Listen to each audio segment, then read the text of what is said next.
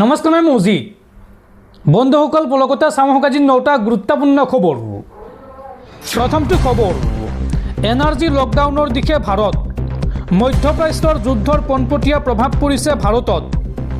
ইন্ধনৰ তীব্ৰ নাটনিৰ আশংকা আৰু এই সন্দৰ্ভত দেশৰ সকলো ৰাজ্যৰ মুখ্যমন্ত্ৰীৰ সৈতে আজি বৈঠকত বহিব দেশৰ প্ৰধানমন্ত্ৰী নৰেন্দ্ৰ মোদী আৰু ইন্ধনৰ নাটনি সন্দৰ্ভত হ'ব আলোচনা।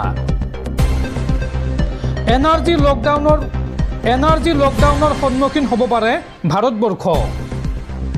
মধ্যপ্ৰাচ্যৰ যুদ্ধত হৰমুজ প্ৰণালী বন্ধ হোৱাত লকডাউনৰ দিশে ভাৰত। হৰমুজ প্ৰণালী বন্ধৰ প্ৰভাৱ পৰিছে অসমতো। কামৰূপ মহানগৰ জিলায়ুক্তৰ দাবী, নাটনি হোৱা নাই পেট্ৰল ডিজেলৰ। ৰাজ্যৰ লগতে কামৰূপ মহানগৰ জিলাতো পৰ্যাপ্ত পৰিমাণৰ ইন্ধন মজুত আছে আৰু ইপিনে পেট্ৰল ডিজেল বিচাৰি তেল ডিপুত জনতাৰ দীঘলীয়া শাৰী। পেট্ৰল ডিজেলৰ নাটনিৰ সমান্তৰালকৈ LPGৰ নাটনিতো সৃষ্টি হৈছে হাহাকাৰ।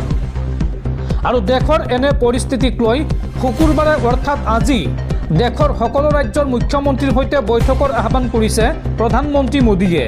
দেশৰ সকলো ৰাজ্যৰ মুখ্যমন্ত্ৰীসকলৰ সৈতে বৈঠকত বহিব প্ৰধানমন্ত্ৰী মোদী। অৱশ্যে নিৰ্বাচনী আচৰণবিধি বলবৎ হৈ থকাৰ বাবে নিৰ্বাচন অনুষ্ঠিত হ'বলগীয়া ৰাজ্যকেইখনৰ মুখ্যমন্ত্ৰী উপস্থিত নাথাকে উক্ত বৈঠকত। পৰৱৰ্তী খবৰ, ৰাজ্যৰ ৰাজনীতিৰ আন এক ডাঙৰ খবৰ। এইবাৰ বৰপেটা সমষ্টিৰ কংগ্ৰেছ প্ৰাৰ্থী মহানন্দ চৰকাৰৰ বিৰুদ্ধে উত্থাপন হৈছে বিস্ফোৰক অভিযোগ। 2 কোটি টকাত টিকট কিনি 5 কোটি টকাত বিক্ৰী কৰাৰ অভিযোগ। অভিযোগ তুলি সংবাদমেল জিলা কংগ্ৰেছৰ ST মৰ্চাৰ অধ্যক্ষ মানৱ কুমাৰ দাসৰ। পৰৱৰ্তী খবৰ, এইবাৰ হিমন্ত বিশ্ব শৰ্মাক টুকুৰা টুকুৰ কৰি ভাঙি পেলাই দিম। অসমত আমি বিজেপিক থাকিবলৈ নিদিওঁ। এইবাৰ হিমন্ত বিশ্ব শৰ্মাক হৰুৱাই অসমৰ পৰা বিদায় দিম আৰু নিৰ্বাচনৰ পিছত তেওঁ অসমৰ পৰা গৈ ক'ত চাকৰি কৰে নাজানো। মুখ্যমন্ত্ৰীক লক্ষ্য কৰি এই বিস্ফোৰক মন্তব্য AIUDF প্ৰধান মৌলানা বদৰুদ্দিন আজমলৰ। দৰ্শকসকল আৰু বহুতো গুৰুত্বপূৰ্ণ খবৰ আছে। তাৰ আগতে আপোনাক জনাওঁ যে যদি আপুনি এতিয়ালৈকে এইটো ভিডিঅ'ত লাইক কৰা নাই তেন্তে এতিয়াই ভিডিঅ'টোত লাইক কৰি দিয়ক আৰু এনেকুৱা ধৰণৰ ভিডিঅ'সমূহ নিতৌ চাবলৈ চেনেলটো ছাবস্ক্ৰাইব কৰি কাষত থকা বেলাইকনটো প্ৰেছ কৰি ৰাখক। পৰৱৰ্তী খবৰ, নিৰ্বাচনৰ ফলাফলৰ পিছতে উজনি অসমত পুনৰ আৰম্ভ হ'ব মিয়াখেদা অভিযান। অসম প্ৰতিজন খিলঞ্জীয়াৰ পৈতৃক সম্পত্তি, ইয়াত মিয়াৰ কোনো অধিকাৰ নাই। সংবাদমেল পাতি এই বিস্ফোৰক মন্তব্য চিতু বৰুৱাৰ। অসম প্ৰতিজন খিলঞ্জীয়াৰ পৈতৃক সম্পত্তি, ইয়াত মিয়াৰ কোনো অধিকাৰ নাই। নিৰ্বাচনৰ ফলাফলৰ পিছতে উজনি অসমত আৰম্ভ হ'ব মিয়া বিৰোধী অভিযান। ইউনুছ তামুলীক উভতি ধৰি এই মুকলি প্ৰত্যাহ্বান চিতু বৰুৱাৰ। মিয়াক লগত লৈ নতুনকৈ বৰ অসম গঢ়াৰ সপোন কাৰ্যক্ষেত্ৰত পৰিণত হ'বলৈ দিয়া নহ'ব। বৰ অসম চাওলুং চুকাফাই, শ্ৰীমন্ত শংকৰদেৱ আৰু মাধৱদেৱে গঢ়ি থৈ যোৱা। কোনো কাৰণতে এই অসম ভূমিক মিয়ালেণ্ড বনাবলৈ দিয়া নহ'ব। মিয়াৰ দম্ভালি বাংলাদেশত দেখাওক, উজনি অসমত থাকিবলৈ দিয়া নহ'ব। কোনো মোগল বা মোগলক সমৰ্থন কৰাসকলক অসমীয়াই আদৰ্শ হিচাপে নলয়। নামনি অসমত মিয়াই খিলঞ্জীয়াক আক্ৰমণ কৰিছে, মাটি সম্পত্তি কাঢ়ি লৈ গৈছে। আহোম শব্দক সাঙুৰি ইউনুছ তামুলীয়ে কি বুজাব বিচাৰিছে? ভৱিষ্যতে কোনো কাৰণতে আহোম শব্দটো মিয়াৰ সৈতে সংযোজন কৰিব নোৱাৰিব। আৰু নিৰ্বাচনৰ ফলাফলৰ পিছতে উজনি অসমত পুনৰ আৰম্ভ হ'ব মিয়াখেদা অভিযান। এই মন্তব্য চিতু বৰুৱাৰ। পৰৱৰ্তী খবৰ, ৰাজ্যবাসীলৈ জৰুৰী খবৰ। ৰাজ্যত মজুত আছে পৰ্যাপ্ত পৰিমাণৰ ইন্ধন। কোনেও এই সন্দৰ্ভত উৰা বাতৰি নিবিয়পাব। উৰা বাতৰি বিয়পোৱাসকল পৰিব বিপদত। লগতে প্ৰয়োজনতকৈ অধিক ইন্ধন কোনেও ক্ৰয় নকৰিব। এই সন্দৰ্ভত সামাজিক মাধ্যমত কঠোৰ সকিয়নি ৰাজ্যৰ মুখ্য সচিব ৰবি কুটাৰ। অসমত হোৱা নাই ইন্ধনৰ নাটনি। অসমৰ 4 শোধনাগাৰত উৎপাদন হৈ আছে পৰ্যাপ্ত ইন্ধন। 4 শোধনাগাৰৰ উৎপাদিত 27% ইন্ধনহে অসমত ব্যৱহাৰ হয়। বাকী 73% অতিৰিক্ত ইন্ধন মজুত আছে অসমত। প্ৰতি মাহত 4টা শোধনাগাৰত উৎপাদন হয় 168,000 মেট্ৰিক টন পেট্ৰল। প্ৰতি মাহত ডিজেল উৎপাদন হয় 403,000 মেট্ৰিক টন আৰু প্ৰতি মাহত অসমত পেট্ৰল ব্যৱহাৰ হয় 63,000 metric ton 92,000 metric ton diesel ব্যৱহাৰ হয় অসমত সামাজিক মাধ্যমত এই কথা জনালে ৰাজ্যৰ মুখ্য সচিব ৰবি কুটাই পৰৱৰ্তী খবৰ অসমৰ ক্ৰিকেট প্ৰেমীলৈ সুখবৰ বৰ্ষাপাৰাত পুনৰ অনুষ্ঠিত হ'ব আন্তঃৰাষ্ট্ৰীয় ক্ৰিকেট মেচ 30 ছেপ্টেম্বৰত বৰ্ষাপাৰাত ৱেষ্ট ইণ্ডিজৰ বিৰুদ্ধে অনুষ্ঠিত হ'ব ODI মেচ আৰু 2027 চনৰ 11 ফেব্ৰুৱাৰীৰ পৰা অষ্ট্ৰেলিয়াৰ বিৰুদ্ধে অনুষ্ঠিত হ'ব টেষ্ট মেচ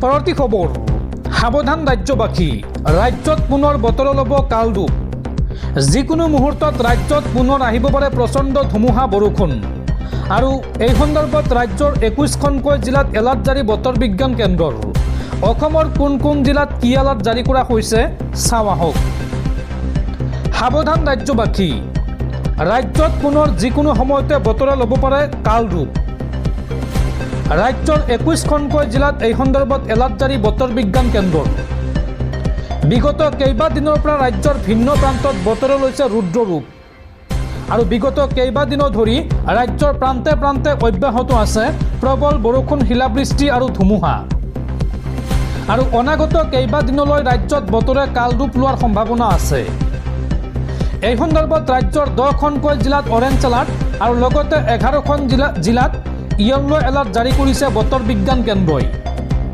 অসমৰ কোন কোন জিলাত অৰেঞ্জ এলাৰ্ট আৰু কোন কোন জিলাত য়েল্লো এলাৰ্ট জাৰি কৰিছে বতৰ বিজ্ঞান কেন্দ্ৰই চাওঁ আহক ধুবুৰী কোকৰাঝাৰ গোৱালপাৰা চিৰাং জিলাত জাৰি কৰা হৈছে অৰেঞ্জ এলাৰ্ট লগতে অৰেঞ্জ এলাৰ্ট জাৰি কৰা হৈছে বৰপেটা বঙাইগাঁও বজালী বাক্সা নলবাৰী তামুলপুৰত আৰু অন্য কেইবাখনো জিলাত জাৰি কৰা হৈছে য়েল্লো এলাৰ্ট জাৰি কৰা হৈছে কামৰূপ দৰং ওদালগুৰি পশ্চিম কাৰ্বি আংলঙত লগতে ডিমা হাছাও কাছাৰ শ্ৰীভূমি আৰু কাৰ্বি আংলঙতো জাৰি কৰা হৈছে য়েল্লো এলাৰ্ট আৰু লগতে য়েল্লো এলাৰ্ট জাৰি কৰা হৈছে হাইলাকান্দি লখিমপুৰ ধেমাজিত এই জিলাকেইখনত যিকোনো মুহূৰ্তত আহিব পাৰে প্ৰচণ্ড ধুমুহা বৰষুণ কেৱল এই জিলাকেইখনেই নহয় ৰাজ্যৰ আটাইকেইখন জিলাতে কম বেছি পৰিমাণে বৰষুণ হোৱাৰ সম্ভাৱনা আছে আগন্তুক 24 ঘণ্টাত এই কথা জনাইছে বতৰ বিজ্ঞান কেন্দ্ৰই পৰৱৰ্তী খবৰ মাত্ৰ 3 মিনিটত লাভ কৰিব ৰন্ধন গেছৰ চিলিণ্ডাৰ দেশত আৰম্ভ হ'ল LPG ATM দেশৰ কোটি কোটি ৰন্ধন গেছৰ চিলিণ্ডাৰৰ গ্ৰাহকলৈ ভাল খবৰ কেনেকৈ ইয়াৰ পৰা সুবিধা লাভ কৰিব কেনেকৈ আপুনি LPG ATMৰ পৰা ৰন্ধন গেছৰ চিলিণ্ডাৰ লাভ কৰিব চাওঁ আহক LPG চিলিণ্ডাৰক লৈ খেলিমেলি চলি থকাৰ মাজতে সুখবৰ এইবাৰৰ পৰা LPG চিলিণ্ডাৰ বুক কৰি ডেলিভাৰীৰ বাবে অপেক্ষা কৰিব নালাগে আপুনি নিজে চিলিণ্ডাৰত ভৰাব পাৰিব গেছ কিন্তু কেনেকৈ চাওঁ আহক LPG ATMৰে ভৰাব পাৰিব গেছ দেশত আৰম্ভ হৈছে LPG ATM কেনেকৈ কাম কৰে এই ATMে চাওঁ আহক দিল্লীৰ পাৰ্শ্বৱৰ্তী এলেকাত প্ৰথম LPG ATM আৰম্ভ হৈছে গুৰগাঁৱত চহনাৰ ছেক্টৰ 22ত চেণ্ট্ৰেল পাৰ্ক ফ্লাৱাৰ ভেলীত LPG ভেণ্ডিং মেচিন আৰম্ভ হৈছে যি সম্পূৰ্ণ ATMৰ দৰে কাম কৰে ভাৰত পেট্ৰলিয়ামৰ তৰফৰ পৰা পাইলট প্ৰকল্প হিচাপে এই পৰিষেৱা আৰম্ভ কৰা হৈছে বিগত 6 মাৰ্চত এই মেচিন ইনষ্টল কৰা হৈছে এই ATMৰ পৰা চিলিণ্ডাৰত মাত্ৰ 2 পৰা 3 মিনিটতেই চিলিণ্ডাৰ ভৰাব পাৰিব দিন হওক বা ৰাতি যিকোনো সময়তে এই পৰিষেৱা পোৱা যায় অৰ্থাৎ নিশা গেছ শেষ হৈ গ'লে আৰু নোখোৱাকৈ থাকিব নালাগে দিনৰ পাছত দিন গেছৰ ডেলিভাৰী পোৱাৰ বাবে অপেক্ষা কৰিব নালাগে কোনো ফোন বুকিঙৰ প্ৰয়োজন নহয় এই LPG ATMৰ আৰু এক সুবিধা আছে ইয়াত লোহাৰ চিলিণ্ডাৰ দিয়া নহয় তাৰ সলনি ফাইবাৰেৰে তৈয়াৰ কৰা কম্পোজিট চিলিণ্ডাৰ দিয়া হয় ইয়াৰ ওজন মাত্ৰ 3 কিলোগ্ৰাম ইয়াত 14 কিলোগ্ৰাম LPG ভৰাব পাৰিব এই চিলিণ্ডাৰটো স্বচ্ছ হোৱাৰ বাবে সহজেই দেখা যায় কিমান গেছ বাকি আছে এতিয়া কথা হ'ল এই ATMৰ পৰা কেনেকৈ আপুনি গেছ ভৰাব পাৰিব প্ৰথমতে আপুনি কম্পোজিট চিলিণ্ডাৰ লৈ ATMলৈ যাওক আৰু তাৰ পিছত এইবাৰ ডিজিটেল স্ক্ৰিনত নিজৰ ৰেজিষ্টাৰ্ড মোবাইল নম্বৰ দিয়ক আৰু OTP ভেৰিফাই কৰাওক ইয়াৰ পাছতে চিলিণ্ডাৰত থকা বাৰকোড বা QR কোড স্কেন কৰক UPI বা ডেবিট কাৰ্ডৰ মাধ্যমেৰে ডিজিটেল পেমেণ্ট কৰক আৰু লগে লগে মেচিন এলিজিবিলিটি